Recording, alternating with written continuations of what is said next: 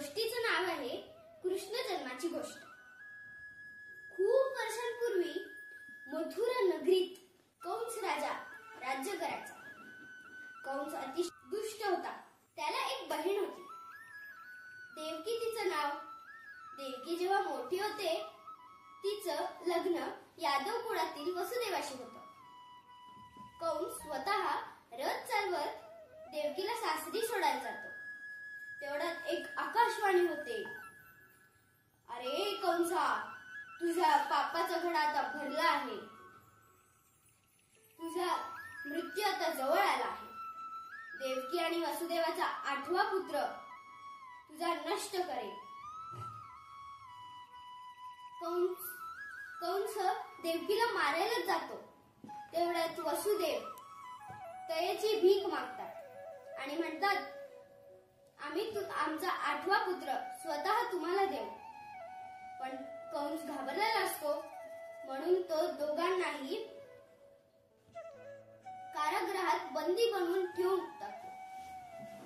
एक एक करत देवकी आणि वसुदेवाला 7 पुत्रे होतात।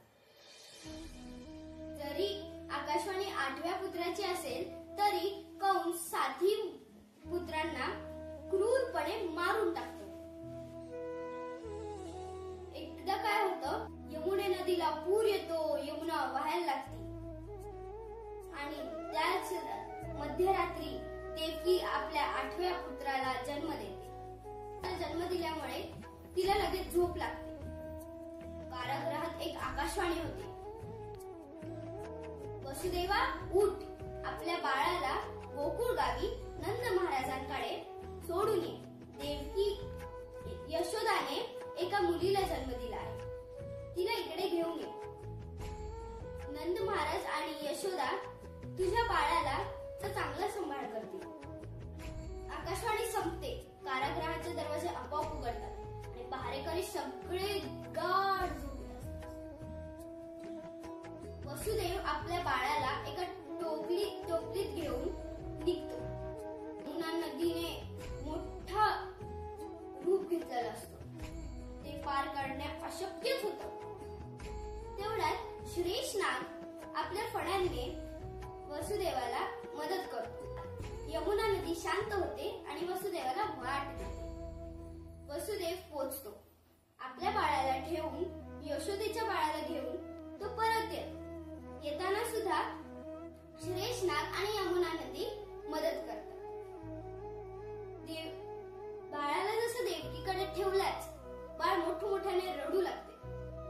सगळे पहारेकरी उठतात आणि लगेच कंसाकडे संदेश दिला जातो की बाळ मुलगा नाही तर एक मुलगी आहे।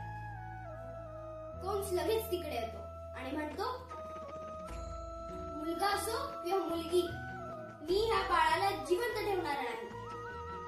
बाळ जसं कंस बाळाला हातात घेतो आणि हवेत फेकताच एक जादू होते। ते बाळ अष्टभुजा दुर्गेचं रूप घेतं।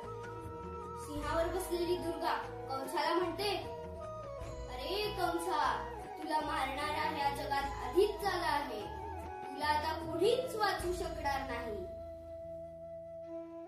आणि ती दुर्गा अदृश्य होते। दुसरीकडे गोकुळ गावी नवीन बाळाकडे बघून सगळे आनंदित असतात। नवीन बाळाचे नाव ठेवले जाते कृष्णा। ते बाळ काही साधे सुधे नसते, तर विष्णूचेच रूप असते आणि तोच कृष्ण मोठा होऊन त्या कंसाला मारून टाकतो। आवडली का तुम्हाला ही गोष्ट? तुम्हा सर्वांना कृष्ण जन्माष्टमीच्या खूप खूप शुभेच्छा।